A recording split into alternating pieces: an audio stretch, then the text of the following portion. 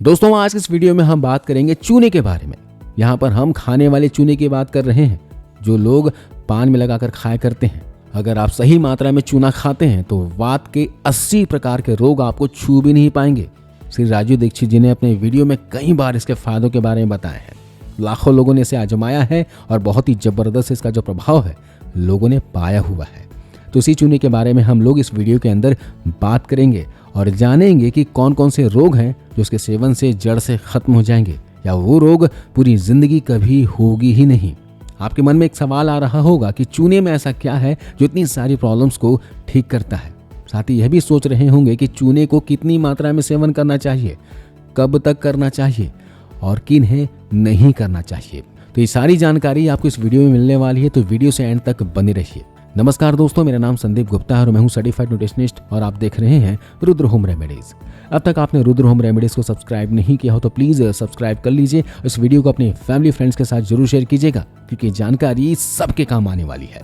क्योंकि ये सभी को पता है कि चूना मुंह को काटता भी है, इसलिए सबसे पहले हम डोज के बारे में ही जान लेते हैं।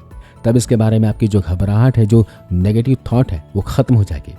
एक्चुअली चूना आपको सिर्फ गेहूं के दाने के बराबर खाना है। देखिए इतनी सी मात्रा में आपको लेना है और रोजाना अगर ले रहे हैं तो 30 दिनों तक रोजाना ले सकते हैं। 30 दिनों से ज्यादा दिनों तक नहीं लेना है और इतनी ही मात्रा में आपको सेवन करना है। कैसे सेवन करना इसके बारे में वीडियो में आगे बताऊंगा। तो सबसे पहले अगर फायदे की बात करें तो इससे जो सबसे पहली समस्या जो दूर होती है वो है नपुंसकता। अगर आप कितनी भी सालों से नपुंसकता से परेशान हैं तो इसे एक बार जरूर आजमाइएगा। ये बहुत ही जबरदस्त रामबाण काम करेगा। इसके लिए आप क्या कीजिएगा, 1 गिलास अनार का रस लीजिएगा। जी हाँ, अनार का जूस निकाल लीजिए और इसमें गेहूं के दाने के बराबर चूना अच्छे से घोल लीजिए।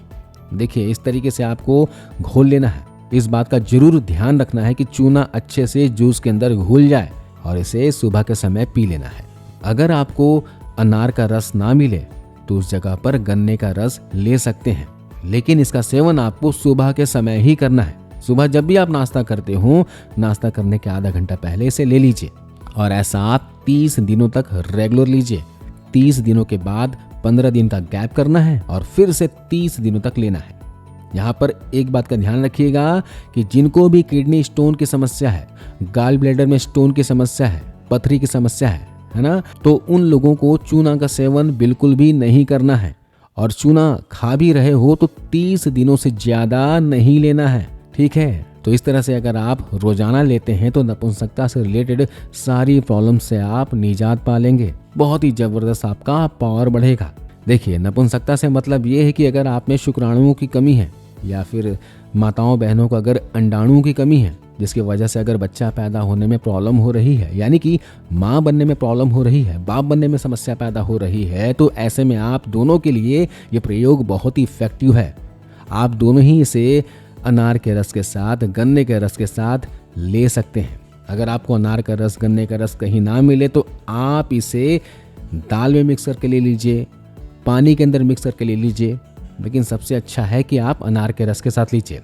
इसके अलावा अगले फायदे की बात की जाए तो चूना जो है ये कैल्शियम का बहुत बड़ा सोर्स है। घुटनों के दर्द में बहुत जबरदस्त काम करता है। घुटनों का दर्द हो, कंधे का दर्द हो, है ना, कमर में दर्द होता रहता हो, तो इसमें जबरदस्त काम करता है। आप बिल्कुल आश्चर्य हो जाएंगे, इतना अच्छा काम करेगा। जैसे उम्र ढलती है लोगों को टेढ़े होकर चलने की प्रॉब्लम हो जाती है, यानी कि रीढ़ की हड्डी की वजह से लोग टेढ़े हो जाते हैं।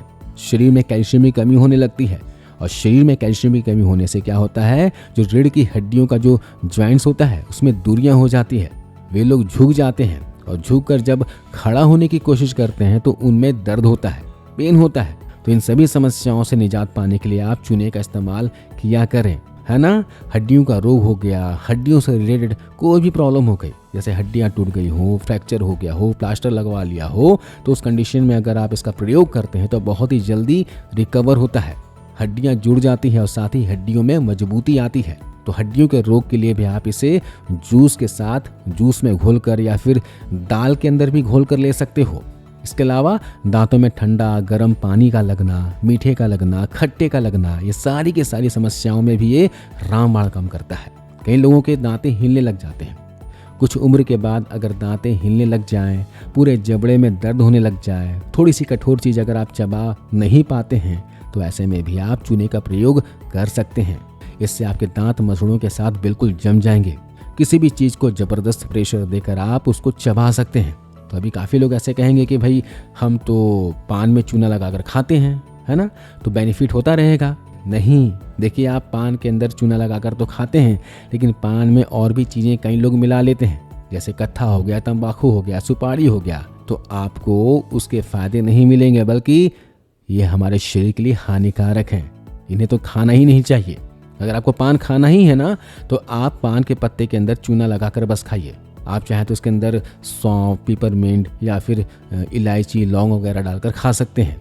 अगर पान खाने के शौकीन हैं तो चूनिया पान खाइए, कत्था वगैरह मत मिलाइए, तो आपको इसके फ़ायदे मिल जाएंगे। चूने के साथ साथ आपको पान के पत्ते के फ़ायदे भी मिलेंगे। इसके अलावा अगर बच्चे की लंबाई नहीं बढ़ रही है, लंबाई बढ़ाने के लिए तरह तरह के उपाय करके थक चुके हैं, तो आप लंबाई बढ़ाने के लिए भी चूने का सेवन कर सकते हैं। कैसे सेवन करना है मैं बताता हूँ। अगर बच्चों को दे रहे हैं तो उसकी मात्रा का ध्यान रखना है, ठीक है। इसका तरीका क्या है, आप उन्हें दही में घोल कर भी दे सकते हैं। बिल्कुल बच्चों को दे रहे हैं तो गेहूं के दाने के बराबर से भी आधी मात्रा में आपको देना है, और जब भी देना है सुबह ही देना है। दही के अंदर नहीं तो गन्ने के रस में, मौसम्बी के जूस में डालकर दे सकते हैं। उससे हाइट बढ़ने में मदद मिलेगी।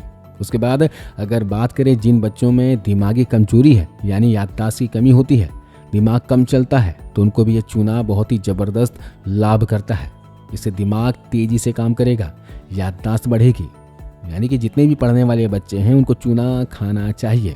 बहुत से ऐसे बच्चे हमारे देश में जिनको प्रॉपर न्यूट्रिशन नहीं मिल पाता है, कैल्शियम नहीं मिल पाता है, जिस वजह से उनके दिमाग के साथ साथ शारीरिक विकास भी नहीं हो पाता। तो जिन बच्चों में याददाश्त से संबंधित समस्या है उनको चूना आप खिला सकते हैं, लेकिन मात्रा का ध्यान दीजिएगा, जैसे मैंने आपको बताया है। इसके अलावा जो प्रेग्नेंट माएँ बहनें हैं उनको भी ये बहुत ही ज़बरदस्त काम करेगा, लेकिन आप याद रखें कि उन्हें आप कभी भी चूना खिलाएं तो अनार के रस में मिलाकर ही खिलाएं। इससे क्या क्या बेनिफिट होगा, देखिए। जो पहला लाभ होगा वो डिलीवरी बिल्कुल नॉर्मल होगी, किसी भी प्रकार की बिल्कुल भी प्रॉब्लम नहीं आएगी। उसके बाद बच्चा बिल्कुल हिष्ट पुष्ट तंदुरुस्त पैदा होगा। और उसके बाद जो लाभ है उसका सबसे बड़ा ये है कि बच्चा जिंदगी में कभी भी बड़े रोग से ग्रसित नहीं होगा, कभी भी कोई बड़ा रोग उसको नहीं होगा। साथ ही बच्चा बहुत ही होशियार, इंटेलिजेंट होगा। तो इतने सारे फायदे हैं। गर्भवती माएँ बहनों को आप इसका प्रयोग करवा सकते हैं। 1 गिलास अनार के जूस के अंदर गेहूं के दाने के बराबर चूना अच्छे से घोलना है ना, चूना गांठ ना रह जाए, नहीं तो फिर मुंह को काट सकता है। इसलिए मैं बार बार कह रहा हूँ, अच्छे से घोल कर रोजाना 30 दिनों तक पिला सकते हैं। जबरदस्त प्रभाव देखने को मिलेगा। तो आज हमने जाना चूना खाने के बेहतरीन फायदों के बारे में। आई होप आपको ये वीडियो जानकारी अच्छी लगी होगी। कैसी लगी आप हमें कमेंट कर बताइएगा, और इस वीडियो को अपने फैमिली फ्रेंड्स के साथ जरूर शेयर कीजिएगा। मिलता अगली वीडियो में। राधे राधे।